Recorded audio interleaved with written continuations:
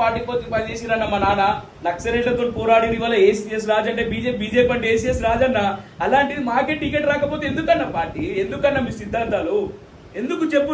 మేము పార్టీ కోసం పనిచేసినట్టు ఎవరు పనిచేసిందన్న? ఇంట్లో ముగ్గురం పనిచేస్తున్నాం, మా అమ్మ నేను మా నాన్న కలిసి ఈరోజు ఎన్నో కేసుల గురించి పోరాడినాం. ఇప్పటికీ కేసుల కోసం తిరుగుతున్నాం అన్న. ఎవరన్నా క్యాండిడేట్ ఎప్పుడు తిరిగిందన్న? పార్టీ కండువా వేసుకోలేదు, కనీసం పార్టీ కోసం తిరగలేదు. అలాంటి వ్యక్తిని వల్ల తీసుకొచ్చి నువ్వు బీజేపీ అభ్యర్థి అని ఎట్లా చెప్తారు?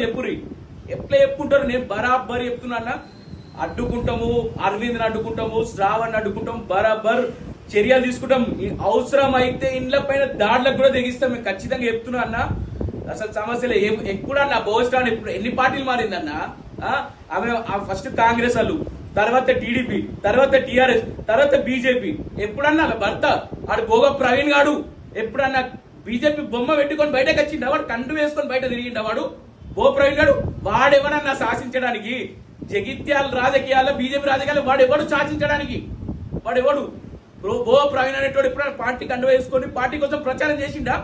ఆడి వల్ల కూర్చోబెట్టుకొని నేనే టికెట్ ఇస్తా, నువ్వే అరవింద్ గానికి నేను చెప్తున్నా, అరవింద్ గాని విడిచిపెట్టే ప్రసక్తి లేదు.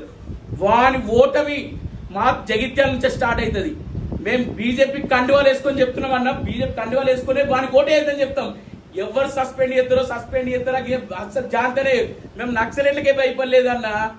నక్సలెట్లకు భయపడకుండా పనిచేసిన మా నాన్న వాళ్ళు. ఆఫ్టర్ ఈ లంగం ఉండేవాళ్ళకి ఎవరు భయపడతారు? ఆఫ్టర్ ఈ లుచ్చాగాళ్ళకి ఎవరు భయపడతారు? మేము భయపడే ప్రసక్తి లేదు. బరాబర్ భోగ ప్రవీణ్, భోగ శ్రావణ్కి తగిన బుద్ధి చెప్తాము. ఒక్కొక్క నురికించిందంత జగిత్యాల. ఏమనుకుంటున్నారు? బీజేపీ అసలు బీజేపీ ఎప్పుడు రాలేదు. ఇప్పుడు రంగంలోకి దిగుతాం. అసలు బీజేపీ ఇట్లా రంగంలోకి దిగుతే నేను చెప్తున్నా కానీ అసలు ఇష్టపెట్టే ప్రసక్తి లేదు. మేము అరవింద్ చెప్తున్నా. అరవింద్ ఎవరన్నా? ఇప్పుడు అరవింద్ ఏం చేసిందన్నా? కాంగ్రెస్ కి సపోర్ట్ గా 50 సీట్లు రాసిరన్న. ఇవి ఒక్క 40 సీట్లలో ఒక్కడనే గెలిచే క్యాండిడేట్ ఉన్నాడు అన్న. ఒక్కడు కూడా గెలిచే క్యాండిడేట్ లేదు. గంప గుత్తగా కాంగ్రెస్ కి సపోర్ట్ చేయడానికి అరవింద్ ప్లాన్ చేసుకున్నాడు. ఏం లేదన్న అలా. ఇలా మాకు అవసరం లేదని మేము ఆ సమస్య లేదు. బరాబర్ కొట్లాడతాము. కొండ లక్ష్మణ్ కూడా అన్యాయం చేసిరు. ఆయన ఏదో పాపం జగిత్యాల వచ్చి నేనేదో పనిచేస్తా కార్యకర్తలకు అని చెప్పి ఆయన ఏదో నమ్మకంతో వస్తే ఆయన తెలియకుండా ఆయనే బీఫామ్లు ఆయన క్యాండిడేట్లను రెడీ చేసుకుంటే ఆ క్యాండిడేట్ లేకుండా బోస్ రాని పైసలకు టికెట్లు అమ్ముకున్నది. ఒక్కొక్కళ్ళ దగ్గర 5 లక్షలకు అమ్ముకున్నారన్న. నాగా సాక్ష్యాలు ఉన్నాయి. బరాబర్ నేను కొట్లాడతా. నేను చెప్తున్నా ఇన్ని కాదన్న. 40 ఏళ్ళు పనిచేసిరన్న మా నాన్న.